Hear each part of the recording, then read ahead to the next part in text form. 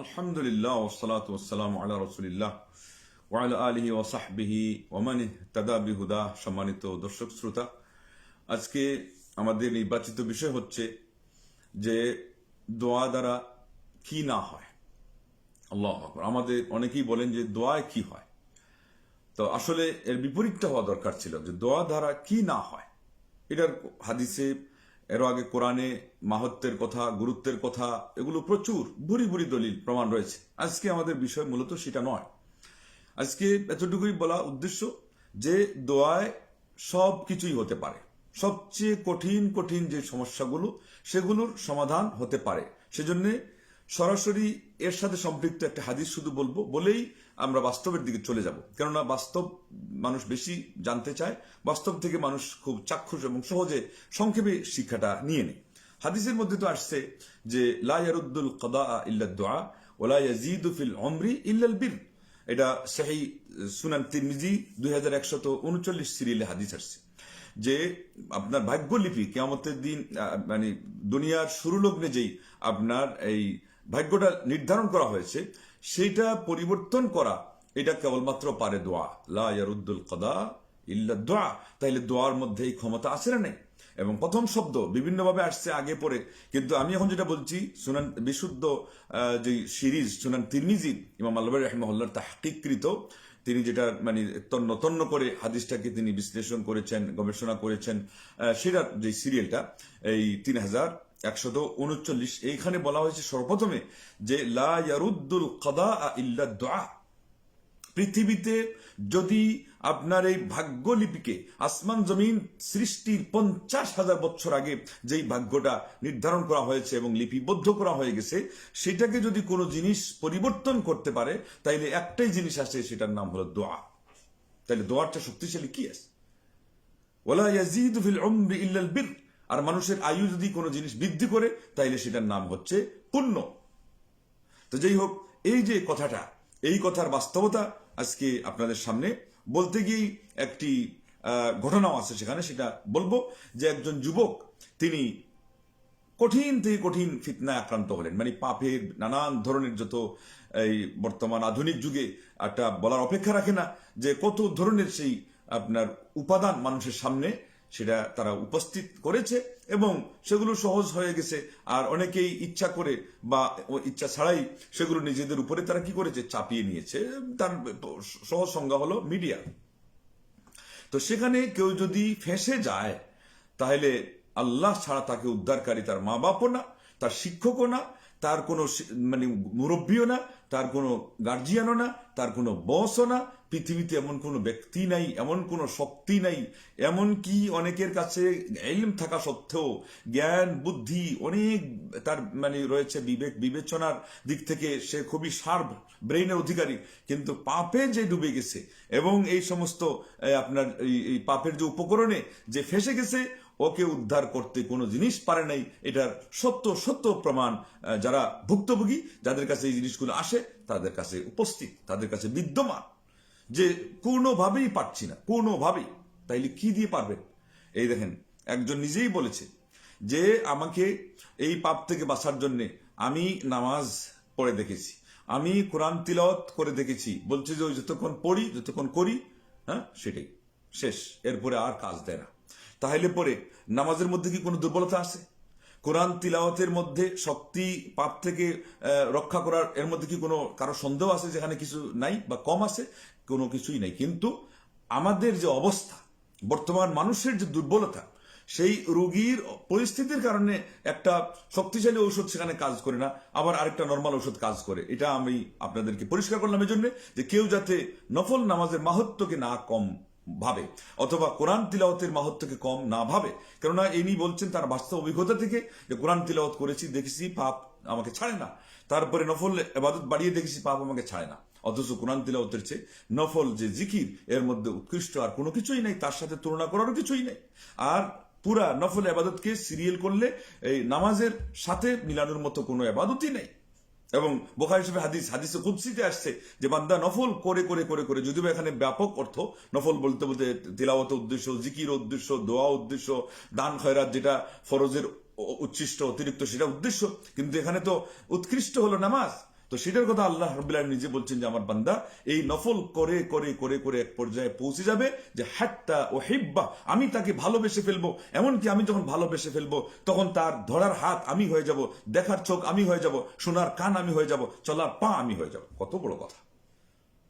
যদিও বা সঠিক ব্যাখ্যা যেটা সেটাও জানতে হবে। সেটা হলো আহলুস সুন্নাহ জামাতে আলিমগণ বলেছেন যে আল্লাহ রাব্বুল আলামিন তার অঙ্গ প্রত্যঙ্গগুলোকে সেভ করবেন। এখানে এই এই এই দিক থেকে এই ব্যাখ্যা করা হয়েছে।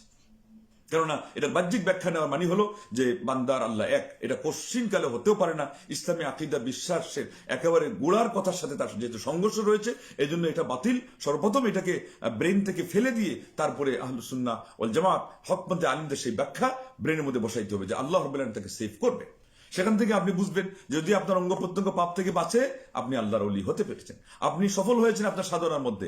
আর যদি দেখেন যে 100 পাপ থেকে বাঁচতে পারছেন না, হাত হলে পা রক্ষা হয় না, তারপরে পা রক্ষা পেলে চোখ রক্ষা পায় না, চক্ষু রক্ষা পেলে কান রক্ষা পায় না, তাহলে পরে আপনাকে এবার এগুলো রক্ষা পেলে আপনার সেই দেখা যাচ্ছে যে অন্য কোনো ইন্দ্রিয় যেগুলো মনের ভিতর থেকে খারাপ চিন্তা, সেগুলোর থেকে আপনি রক্ষা পাচ্ছেন না, তাইলে বুঝবেন যে এখন পর্যন্ত যেহেতু ওটা হলো শেকড়, সেখান থেকে যে সকল মেসেজগুলো আপনার বিভিন্ন জায়গায় সাপ্লাই হয় এবং সেই অঙ্গ প্রত্যঙ্গগুলো শেষ পর্যন্ত ওই অনুযায়ী কাজ করে, তাইলে পুরাটা মুক্ত হতে হবে।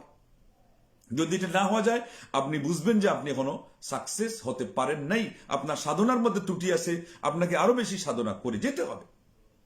কিন্তু এরপরও চাক্ষুষ যে জিনিসটা সবচেয়ে বেশি কাজ দিয়েছে, উনি বলেছেন যে যখন আমি দোয়া করা শুরু করেছি, এমনকি বলেছেন হাত্তা ইনদাল উসরা অথবা ইনদাল আসারা, যে যখন পদস্খলনের সময় শয়তান আমাকে এখন একেবারে মানে ফেঁচিয়ে দিয়ে পাপের মধ্যে নিমজ্জিত করছে, আমি তখন আল্লাহকে বলছি, আল্লাহ গো, তুমি না আমাকে রক্ষা করবে, তুমি আমাকে রক্ষাকারী তো আমার আর কেউ নাই। আমার মধ্যে ওই তাকওয়া নেই, আমার মধ্যে শক্তি নেই, আমার মধ্যে ওই ইলম নেই, ওই আলো কাজ করছে না, যদিও আমি জানছি বুঝছি আল্লাহ রক্ষাকারী তো তুমি। বলছে আমি এই সময় পর্যন্ত আল্লাহর কাছে দোয়া করতে থাকলাম। তো বলছে যে ফালাজিমতু দুআ ওয়া দাওয়ামতু আলাইহি, বলছে যে আমি দোয়াকে একেবারে মানে আমার নিত্য সঙ্গী বানিয়ে ফেললাম। দোয়া আমি এক মুহূর্তের জন্য আমার থেকে আলাদা হতে দিলাম না। দোয়া সবসময় আল্লাহকে বলতে থাকলাম, আল্লাহ তুমি রক্ষাকারী, আল্লাহ তুমি সাহায্যকারী, আল্লাহ তুমি হেফাজতকারী, আল্লাহ তুমি উদ্ধারকারী, আল্লাহ তুমি রহমকারী, আল্লাহ তুমি ক্ষমাশীল, আল্লাহ তুমি দয়াশীল, আল্লাহ তুমি বান্দার প্রতি করুণার দৃষ্টি করো। বলছে যে এই করতে করতে করতে করতে শেষ পর্যন্ত আমি সফল হলাম। তাহলে আমরা যদি ব্যাপক করতে বলতে পারি যে দুইটা অস্ত্র আছে যেটা দিয়ে আমরা জীবনে সবকিছুকে সাধন করতে পারি, সকল আপদ বিপদ বিপর্যয় ফিতনা ফাসাদ থেকে আমরা উদ্ধার পেতে পারি। একটা হলো দাওয়া, এর মধ্যে রয়েছে সকল ব্যবস্থাপনা, যে আমি এই কাজ করলে এটা হবে, ওই কাজ করলে এটা হবে, এখান থেকে সতর্ক থাকলে এখান থেকে বাঁচতে পারবো, এটা হলো দাওয়া। কিন্তু এর চেয়ে শক্তিশালী দ্বিতীয় অস্ত্র, এটার নাম হলো দোয়া। আল্লাহু আকবার। সেই জন্য তো আরবি ভাষা কবি বলেছেন আতাহজাউ বিদ-দুআই ওয়া তাজদারিহি وما تدري ما فعل الدعاء سهام الليل لا تخطئ ولكن لها أمد وللأمد انقضاء। তুমি কি দোয়াকে হালকা মনে করো, দোয়াকে তুচ্ছ তাচ্ছিল্য করো, দোয়াকে তুমি অবহেলা করো, আর তুমি জানো না যে দোয়া কত বড় একটি অস্ত্র, কত শক্তিশালী বাস্তবমুখী একটি হাতিয়ার।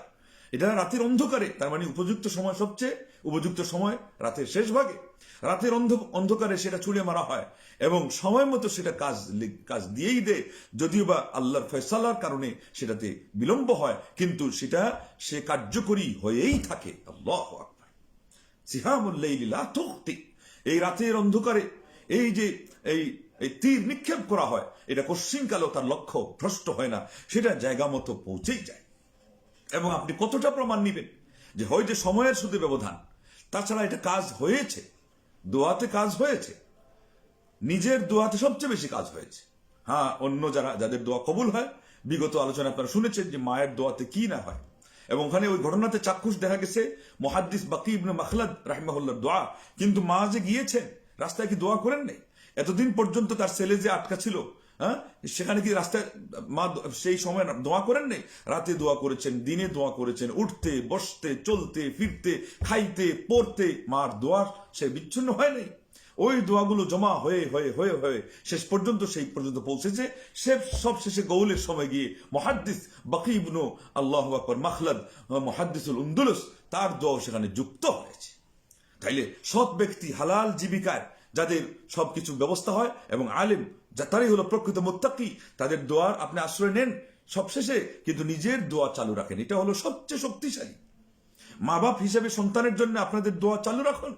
এবং বুখারী শরীফে হাদিসে আসছে সেটা যেন বিপরীতটা না হয়। কশ্চিন কালো কষ্ট যতই পান বদদুয়া দিবেন না, কেননা ওইটাও লেগে যাবে বিপরীতে, না নিজেদের উপরে, না সন্তান সন্ততির উপরে, না সম্পদের উপরে। প্রিয় নবী মুহাম্মদ আরবি সালাওয়াত রব্বি ওয়া সালামুহু ওয়া বারাকাতুহু আলাইহি মানা করেছেন, কঠোর নিষেধাজ্ঞা জারি করেছেন, বুখারী শরীফে হাদিস।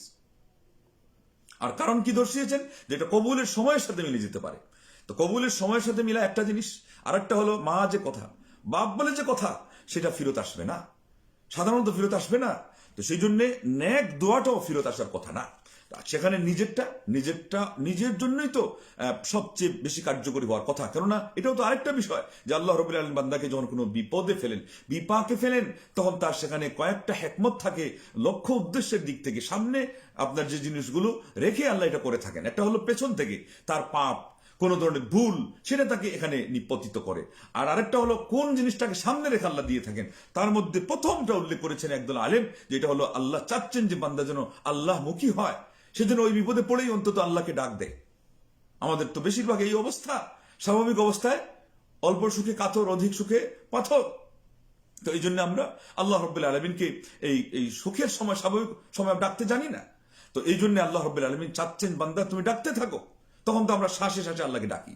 আর যখন এটা শেষ হয়ে যায়, ইদা হুম ইউশরিকুন, ওই মুশরিকদের কথা আল্লাহ বলছেন, তখন শিরিক পর্যন্ত করে। আমরা ওগুলো না করলেও অলস্ত হয়েই যাই, আল্লাহ বিমুক্ত হয়েই যাই। দোয়া সম্পর্কে আমরা তো আমাদের সেই আবেগ সেটা তো হারিয়েই ফেলি। আল্লাহ মুখী হওয়া, এটা তো আমরা কি করি, আমরা এটাকে ভুলেই যাই। তো সেই জন্যই আল্লাহ রাব্বুল আলামিন আমাদের মতো মানুষের জন্যই তার পক্ষ থেকে এটা একটা বিশেষ গিফট, গড গিফট, যে বিপদে তিনি ফেলে দিয়ে বান্দাকে তার প্রতি ধাবিত করেন এবং তাকে ডাকার প্রতি আল্লাহ রাব্বুল আলামিন উদ্বুদ্ধ করেন। আর 2 নম্বর হচ্ছে যেটার মাধ্যমে তার গুনার লামসাম যে কাফারা, ইউযিকাহুম বা'দাল্লাযী আমিলু, আল্লাহ বলছেন যে সূরা রোমের মধ্যে যে 41 নম্বর আয়াত, যেন তারা কিছু আস্বাদন করে তাদের সেই প্রায়শ্চিত্ত। আর আরেকটা হলো লাআল্লাহুম ইয়ারজিউন, তারা যেন আল্লাহর প্রতি ফিরত আসে। এই তো আগের কথাই এখানে উল্লেখ হয়ে গেল যে আল্লাহর প্রতি ফিরত আসা।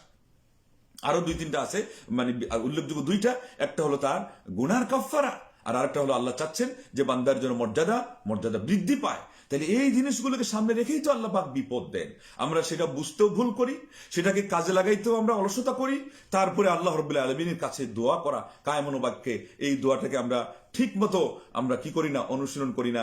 এবং আমাদের স্বার্থ ফুরিয়ে গেলে আমরা সেখান থেকে কেটে পড়ি। তাইলে আমরা কত নাদান, আল্লাহ রাব্বুল আলামিনের কাছে আমরা কি পরিমাণ বোকামির পরিচয় দিই। তারপরেও তো আল্লাহ আমাদেরকে কি করেন না, ধ্বংস করেন না, আল্লাহ আমাদেরকে পাকড়াও করেন না।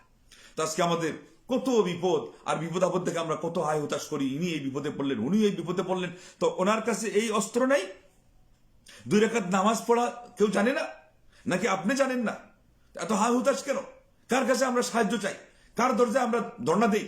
আমাদের তো দরজা একটাই। কঠিন বিপদে পড়বেন, যত কঠিন বিপদে পড়বেন তত ধর্ণা দেওয়ার দরজা মনে করবেন যে একটাই, ওইটাই নিরঙ্কুশ, ওইটাই নিশ্চিত, ওখান থেকে আশা করা যায়। তাইলে পরে সকল দরজা থেকে যখন নিরাশ পাওয়া যায়। গত দিনের আলোচনায় বাকী ইবনে মাখলাদ কি করেছিলেন? ওই সন্তানের মা তো এসে বলেছিলেন যে আপনি একটা সরকারি ব্যক্তির মাধ্যমে সুপারিশ করুন। উনি বড় একজন আলেম, রোমান সম্রাট সরকারের কাছে উনি স্পেনের যে কোনো একটা ঊর্ধ্বতন কর্মকর্তার মাধ্যমে সুপারিশ করাবেন। তিনি কি বললেন? বললেন যে ঠিক আছে, ব্যবস্থা নিচ্ছি। সাথে সাথে কি ব্যবস্থা নিলেন? আল্লাহকে বললেন। যার আল্লাহর সাথে সম্পর্ক আছে, যার দিনের ব্যাপারে সঠিকতা আছে, সিরাতে মুস্তাকিমের উপর আছে, তাকে নিয়ে আমাদের এত বিচলিত হওয়ার তো কিছুই নেই। ইদানিং কথা প্রসঙ্গে এসে গেল যে বাড়তি একটি ঝামেলা ইসলামের উপরে, যে যেতটুকু করার নয়, যতটুকু বলার নয়, এখানে এসে একটা আবর্জনা হিসেবে চেপে গিয়ে বড় বড় স্কলারদেরকে বলবে স্কুল বয়, আর আমরা তাদেরকে নিয়ে ব্যস্ত হয়ে যাব। অনেকে আমাদেরকে বলছে এখানে একটা স্ট্যাটাস দেন, এখানে এই করেন সেই করেন। সে যদি তোমাদের কাছে এত বড় আল্লাহর ওলি, স্কুল পড়ে মাদ্রাসায় না পড়ে সে স্কলার হয়ে যায় এবং সে তোমাদের দিক নির্দেশনা দাতা হয়ে যায়, দীক্ষাগুরু শিক্ষাগুরু হয়ে যায়, তো আমাদের স্ট্যাটাসের কি প্রয়োজন? আমাদেরকে কেন কিছু করতে হবে? এখানে আমরা কথা বললেও সমস্যা, না বললেও সমস্যা। স্কলার যারা তারাই জানে যে কোন বিষয়ে কথা বলতে হবে আর কোন বিষয়ে চুপ থাকতে হবে। ও ইসলামে বাড়তি একটি ঝামেলা ছাড়া কিছুই নয়। এটা স্পষ্ট ভাবে জেনে রাখো। তোমরা কি বলবা না বলবা, তোমাদের এক কথার তো আমরা করি না। তোমাদের যদি এই লোক আল্লাহওয়ালা হয়ে থাকে, তাহলে আল্লাহ তার জন্য যথেষ্ট। সেখানে কেন তার স্ত্রীকে আবার ফেরি করে বেড়াতে হবে? কেন এখন মানুষের দরজায় ধর্ণা দিতে হবে? সে তো তোমাদেরকে আলেমদের থেকে দূরে সরিয়ে, কোরআন সুন্নাহ সঠিক ইলম থেকে দূরে সরিয়ে নিয়ে গুমরাহ করছিল ওইভাবেই। তো এখন কেন, এখন আল্লাহর কথা ভুলে গেল কেন? আর তোমরা এখন কেন এই কথা ভুলে গেলে? এখন আবার আমাদের প্রয়োজন হয় কেন যে আমরা কিছু বলছি না? বরং খুঁটিয়ে খুঁটে এখন বের করছো কোন আলিম তাকে কি ফতোয়া দিয়েছিল, কি ট্যাগ লাগিয়েছিল। যে গুমরাহ, তার সম্পর্কে গুমরাহ বলা, এটা হলো এই উম্মতে মুসলিমা, আল্লাহ নবী সাল্লাল্লাহু আলাইহি ওয়াসাল্লামের যারা রিপ্রেজেন্টেটিভ, এটা তাদের দায়িত্ব। আমি ওই পক্ষের লোক না, কাউকে খারিজি বলে ট্যাগ দেওয়া, কাউকে এটা বলে ট্যাগ দেওয়া, এটা আপনারা জানেন আমার পুরো আলোচনা শুনে। কিন্তু আমি আবার অত সহজ মানুষ না, এই কথা মনে করেন না। ওমর ইবনে খাত্তাব রাদিয়াল্লাহু আনহু বলেছেন, লাস্তু বিখাব্বিন ওয়ালাল খাব্বু ইয়াখদাউনি, অথবা লাসনা বিখাব্বিন ওয়ালাল খাব্বু ইয়াখদাউনা। আমরা কাউকে প্রতারণার মধ্যে আমরা ফেসিয়ে দেই না, আমরা প্রতারণা করা জানি না, কিন্তু প্রতারকরা এসে আমাদেরকে ধোঁকা দিবে, ওই সহজতা আমাদের মধ্যে আবার নাই। আল্লাহকে ডাকো, আল্লাহকে বলো, তার চেয়ে বেশি বেশি বলো যে আল্লাহ হেদায়েত করো। এবং এখানেই প্রমাণ হয়ে যাচ্ছে যে কারা ইসলামকে ঠিক মতো না জেনেই তারা ওই অমুকের পক্ষ নেই, তমুকের পক্ষ নেই। এখন গিয়ে দেখেন কারা এখন ওকালতি করছে। এখন ওকালতি করাও প্রমাণ করবে অন্য শক্তির মোকাবেলায় যে তুমি আসলে রসুনের গোটা হিসাবে কোন শেকড়ের সাথে তোমার সম্পর্ক। এই জন্যে কথা বলাও যেমন জানতে হবে, কোন জায়গায় চুপ থাকতে হয় সেটাও জানতে হবে। এই জন্যে যত সমস্যা দেখা দিবে একটা সমাধান তো আছেই। কাযালিকা লিনাসরিফা আনহু সুআ ওয়াল ফাহশা। আল্লাহ বলছিলেন ইউসুফ আলা নবীনা আলাইহিস সালাম ব্যাপারে, তিনি তো আল্লাহর কাছে দোয়া চেয়েছিলেন, অবশ্যই দোয়া চেয়েছিলেন বলে তো আল্লাহ তাকে সাহায্য করেছেন। আল্লাহ বলছেন এইভাবেই যখন সেই ইমরাতুল আজিজ তাকে মানে বিপাকে ফেলতে চেয়েছিল, তিনি আল্লাহর কাছে অবশ্যই সাহায্য চেয়েছিলেন। সাহায্য যখন চেয়েছিলেন তখন আল্লাহ তাকে ওয়াদা দিয়েছেন যে এইভাবেই আমি তার থেকে এই মন্দ কাজকে আমি প্রতিহত করেছি, এবং নির্লজ্জজনক বেহায়াপনা এই কাজ থেকে একজন রূপসী উচ্চ পদস্থ একজন মহিলা, সে মানে সবকিছু টেকেল দিতে পারবে, সে আহ্বান করছে। হ্যাঁ, এবং সেখানে গোপন কয়েকটা তালাবদ্ধ জায়গা কে দেখছে, কিন্তু ওখানে যখন আল্লাহকে ভয় করে আল্লাহর কাছে তিনি সাহায্য চেয়েছিলেন, আল্লাহ বলছেন যে এইভাবেই আমি তার থেকে এই মন্দকে প্রতিহত করেছি। ইন্নাহু মিন ইবাদিনাল মুখলাসিন, সে ছিল আমার খাঁটি বান্দাদের অন্তর্ভুক্ত। একটা হলো মুখলিস খাঁটি, আর একটা হলো মুখলাস, যাকে খাঁটি করা হয়ে গিয়েছে। খাঁটি করা হয়েছে বলে সার্টিফাই করা হয়েছে।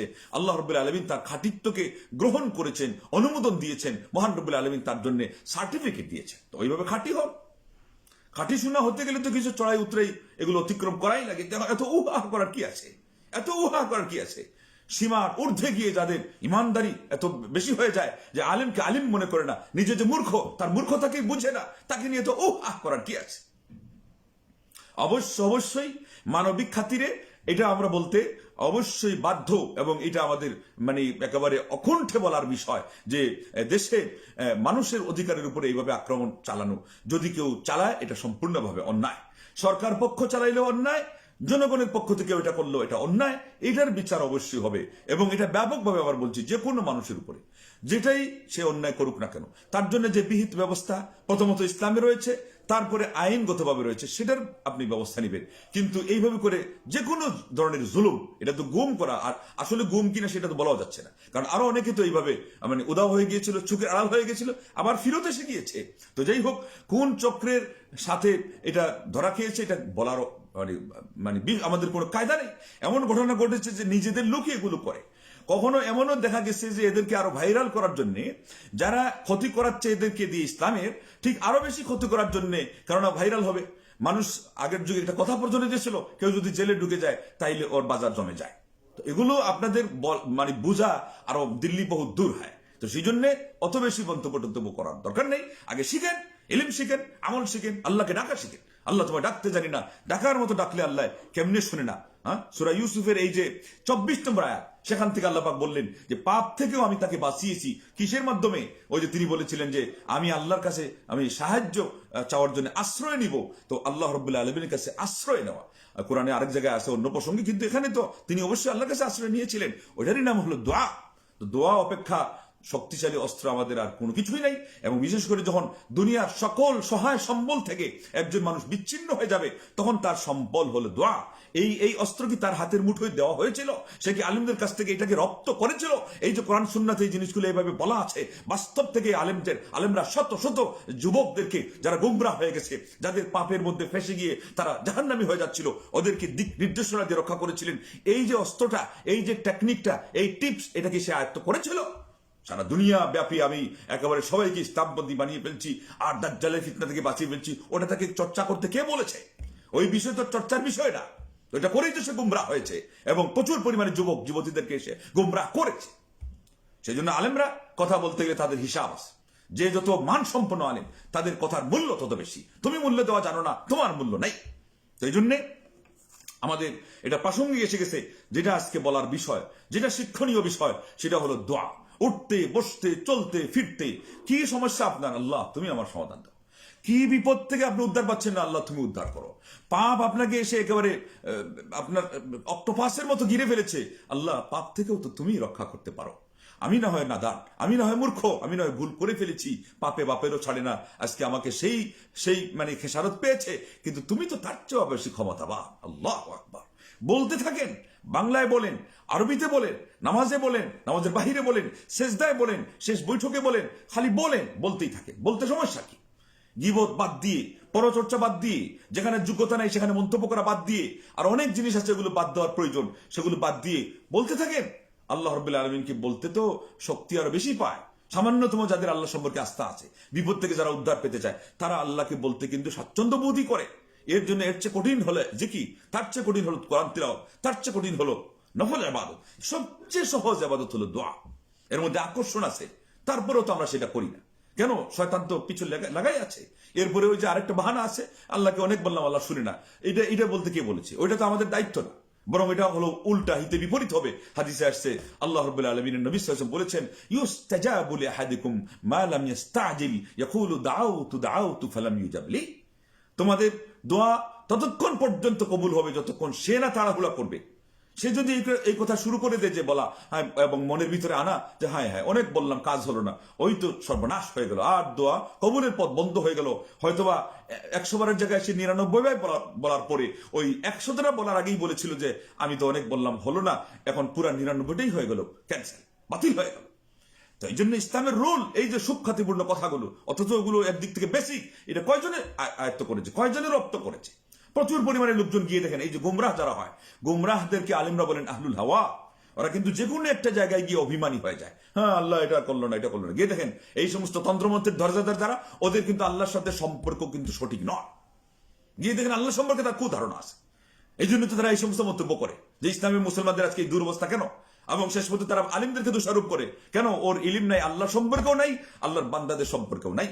এবং দুনিয়ার মধ্যে সেরা শ্রেণী ওলামা, তাদের সম্পর্কে যার ধারণা খারাপ, ও মানুষ সবচেয়ে বেশি নিকৃষ্ট।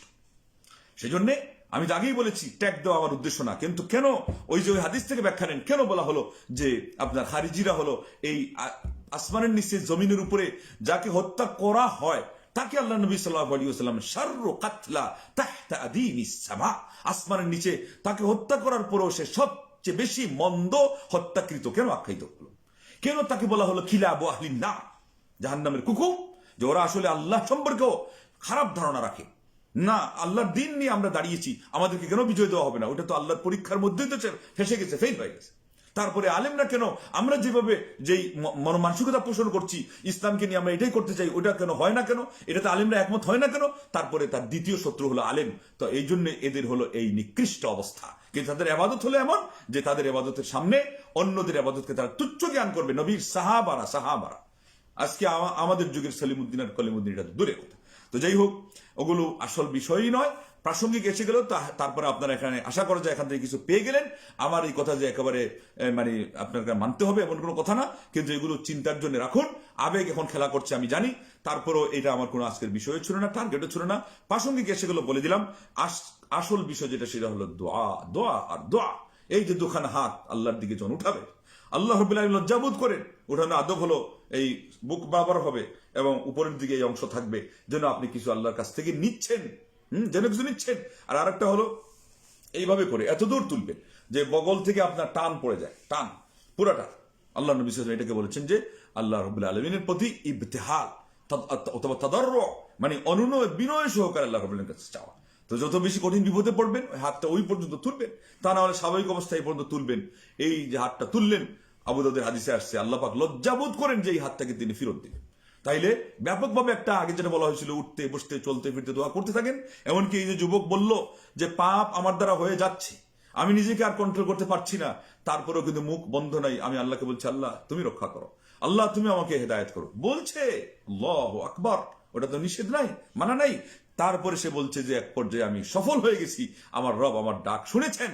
আল্লাহ ডাক শুনবেন, এটা তার নিজের ওয়াদা। উদউনি আস্তাজিব লাকুম, তোমরা আমার কাছে চাও, আমাকে ডাকো, আমি তোমাদের দোয়া অবশ্যই কবুল করব। এরকম একটা আয়াত, একাধিক আয়াত রয়েছে। সেই জন্য আল্লাহ রাব্বুল আলামিনের এই সমস্ত আয়াতের উপর আস্থা রেখে আমরা যেন সদা সর্বদা মহান রাব্বুল আলামিনের দরবারে ফকির হয়ে তার কাছে আমাদের মুখাপেক্ষিতা প্রকাশ করতে পারি এবং দোয়া আমরা সদা সর্বদা নিমগ্ন থাকতে পারি। আর আল্লাহ পাক যেন তার নিজ গুণে আমাদের দোয়াগুলোকে কবুল করেন। এবং এই কথা মনে করি যে দোয়া ও হুয়াল ইবাদা, আল্লাহ নবী সাল্লাল্লাহু আলাইহি ওয়াসাল্লাম বলছেন দোয়াই ইবাদত। আর দোয়া মুখুল এবাদত এটা নয় যে দোয়া হলো এবাদতের মগজ, দোয়া ই এবাদত। অতএব এটাকে আবাদত মনে করে করবেন, আল্লাহর সন্তুষ্টির জন্য করবেন এবং নিজে আল্লাহর পক্ষ থেকে সাহায্য পাওয়ার উদ্দেশ্যে করবেন এবং সেই সাথে আপনার যে মাকসুদের কথা বলতেছেন সেটাও পাওয়ার আশা রেখে করবেন। দ্বিতীয় পর্যায়ে আপনার এটাও এসে গেল। আর প্রথম পর্যায়ে আল্লাহ যে উদ্দেশ্যে দোয়াকে প্রবর্তন করেছিলেন, বরং দ্বিতীয় যেটা কথা বলো আপনাকে কোনো বিপদে ফেলেছেন, ওই হেকমত, ওই যে তাৎপর্য, সেটাও আপনি কি করলেন, কাজে লাগিয়ে আপনি আল্লাহর প্রতি ধাবিত হলেন। দুই দিক থেকে আপনারা উপকৃত হবেন, ইহকালে পরকালে, জাগতিক বিষয়ে, আধ্যাত্মিক বিষয়ে, শারীরিক সমস্যা, অর্থনৈতিক সমস্যা, সামাজিক সমস্যা, রাজনৈতিক সমস্যা, কূটনৈতিক সমস্যা, আপনার যে কোনো ধরনের সমস্যা মহান রব্বুল আলামিন সমাধান করবেন শুধুই দোয়ার মাধ্যমে। হতেই পারে, কেননা শুধু যদি কোনো জিনিসের মধ্যে হতে হয়, মাধ্যম হতে হতে দোয়া। আর সমন্বয় যদি করেন তার সাথে দাওয়া, যে আপনি কি করবেন, ব্যবস্থা অবলম্বন করবেন, গাড়ির হ্যান্ডেল ঘোরাবেন, তারপরে আল্লাহর মানে সাথে ভরসা আগেই রাখবেন, দোয়াও করবেন। এবং যেখানে কৃষিজীবীরা তারা এই চাষের মধ্যে গিয়ে জমিনে পা ফেলবে, আবার ওদিকে আল্লাহ রাব্বুল আলামিনের কাছে উপরে দিয়ে তাকিয়ে সাহায্য চাইবে। জেলে যে সে জালটা নদীতে ছাড়বে, আল্লাহ রাব্বুল আলামিনের কাছে উপরের দিকে তাকিয়ে বলবে। তো এইভাবে করে আমরা যদি এই যে ব্যবস্থাপনা, এটাকে দাওয়া বললাম, আর আল্লাহর কাছে চাওয়া এটাকে দোয়া বললাম, এই দুইটার সমন্বয় করে যদি আমরা জীবনে চলতে পারি, জীবনটাকে কাজে লাগাইতে পারি, অনেক পাপ থেকে আমরা বাঁচতে পারবো, অনেক ফাহেসা কথার থেকে আমাদের জবান কি হয়ে যাবে, হেফাজত হয়ে যাবে। সেই সাথে আমাদের ইহ এবং পরকালীন প্রচুর পরিমাণে আপনার কি মনের মকসুদ পুরা হবে, বিপদ আপদ দূর হবে। এমনকি সবার আগে আপনি রাখেন দিনের কাজ, আল্লাহ তুমি আমাকে দিনের জন্য কবুল করো, আমাকে একজন দাঈ ইলাল্লাহ বানাও, আমার মাধ্যমে তোমার ঘর মসজিদ আবাদ করার তৌফিক দাও। আল্লাহ অনেক চাহিদা আছে, আমি কিছু করতে পারি না বলে মনে অনেক আক্ষেপ থাকে, আমার মাধ্যমে আল্লাহ দিনী প্রতিষ্ঠান গড়ার তৌফিক দান করো, আমার মাধ্যমে আল্লাহ অভাবী মানুষের সেবা এগুলো করার তৌফিক দান করো, অভাবের কারণে অনেকের স্বভাব নষ্ট হয়ে যায়, এগুলো বলেন, এগুলো কি আগে প্রায়োরিটিতে রাখেন। সেই সাথে নিজের পরিবারের সেটাও বলেন। আমার আল্লাহ রাব্বুল আলামিন কবুল করার জন্য অবশ্যই তিনি প্রস্তুত রয়েছেন। আল্লাহ পাক অপেক্ষাই করতে থাকেন। আমরা বলতেই দেরি করি, বলতেই অলসতা করি, ভুল করি। অতএব ভুল সবই আমাদের। আল্লাহর কাছে তার আসমা হোসনা ওসিলা ধরে দোয়া করছি, আল্লাহ যেন আমাদের গুনাহ খাতা মাফ করে দেন, আমাদেরকে বেশি বেশি করে তাকে ডাকার তৌফিক দেন, দোয়া ইবাদত হিসেবে সেটা করার তৌফিক দান করেন। বিশেষ করে ফরজ নামাজ, আজান এবং ইকামতের মাঝখানে কি হয়, দোয়া ফিরতি আসে না। ওই সময় রাতের শেষ ভাগে কোনো কঠিন বিপদের সময় মন যখন প্রস্তুত থাকে, মন যখন আল্লাহর প্রতি বিগলিত হয়, এই সমস্ত সময়, বৃষ্টি বর্ষণের সময়, এগুলো বলা হয়েছে না মুরুগের ডাকের সময়, দোয়া কবুলের এই বিশেষ সময়গুলোকে এবং সাধারণভাবে সব সময়ের দোয়াকে আমরা যেন কাজে লাগাইতে পারি, বেশি বেশি আল্লাহ কাছে দোয়া করতে পারি, সুন্নতি পন্থায় দোয়া করতে পারি। দোয়ার যে শর্ত আছে, পাপের দোয়া করা যাবে না, রক্তীয় সম্পর্ক ভঙ্গ করার দোয়া করা যাবে না, এইভাবে করে আরো আদব আছে, আস্থা নিয়ে দোয়া করতে হবে, তারপরে তাড়াহুড়ার যে মানসিকতা সেটা পরিহার করে দোয়া করতে হবে। এই সব জিনিস যেন আমরা সামনে রেখে দোয়ার আদব সেগুলো আলাদা একটা বিষয়ের অপেক্ষা রাখে, সেই দিন আলোচনা হবে ইনশাআল্লাহ যদি সময় সুযোগ হয়। আজকে আমরা যেটা বললাম এটার উপর যেন আমরা সবাই আমল করতে পারি। আল্লাহ পাক আমাদেরকে তৌফিক দান করেন, আমিন। ওয়া আখিরু দাওয়ানা আনিল হামদুলিল্লাহি রাব্বিল আলামিন। আসসালামু আলাইকুম ওয়া রাহমাতুল্লাহি ওয়া বারাকাতুহু। এক ভাই দোয়া চেয়েছেন, যেই মুসিবতে আটকা আছেন, যেই বিপদে পড়ে আছেন, আল্লাহ যেন সবাইকে সেই বিপদ থেকে উদ্ধার করেন, মনের মকসদ পুরা করেন এবং সবাইকে দুনিয়া আখিরাতে আল্লাহ ভালো রাখেন। আসসালামু আলাইকুম ওয়া রাহমাতুল্লাহি ওয়া বারাকাতুহু।